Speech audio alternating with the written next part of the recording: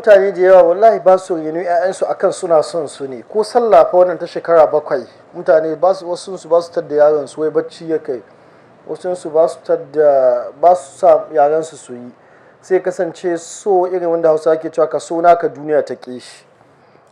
Babu sai yaro ya taso bai da tarbiyya, yaro ya taso bai da ana tarbiyya janibi biyu ake dibi, ana jin tausayin yaro kuma ana jin tausayin lahira ta yi. Don haka mai tarbiyyar nan ka koya mai abin da bai, kamar da Hausawa dai suka fahimta sosai suka ce ka so naka duniya ta ƙi shi, ka ƙi naka duniya ta so shi.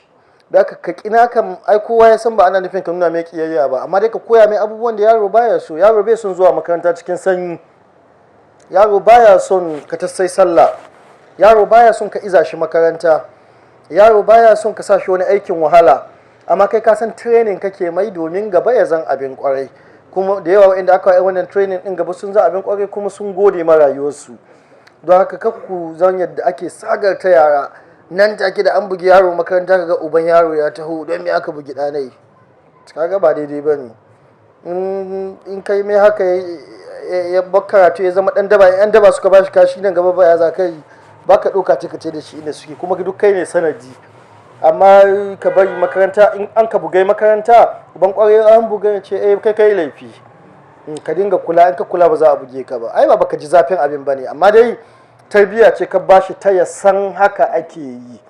Musamman 'ya'ya maza, 'ya'yan maza ana musu tarbiyya ba irin da ake wa 'ya'ya mata, ana musu da ɗan kaushi, ana ɗan nuna musu cewa su za ku ɗauki wahalhalun rayuwa a gaba. Haka ake nuna musu, za ku ɗauki wahalhalun rayuwa a gaba. Kana tafiya da yaron ka karami, in ya faɗi ka ce mai tashi, akwai faɗuwa wayek, akwai faɗuwa jam, akwai kari over gaba. In ka saba da ka faɗi a tadda kai cewa za ka yi biyan kuɗi, za ka yi a yi ma ko ka samu a rubuta ma.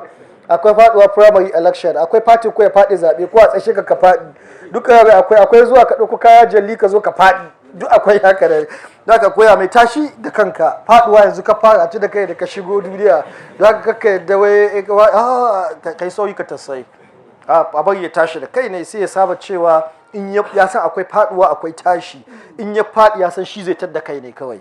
Su duk wannan tarbiyya ce da aka yara, amma mutane masu son 'ya'yansu da yawa sai ga abu ya wuce wuri, lallashin da tartareren namiji ana so a mai sai mace, wanda yake ba abu ne mai kyau ba.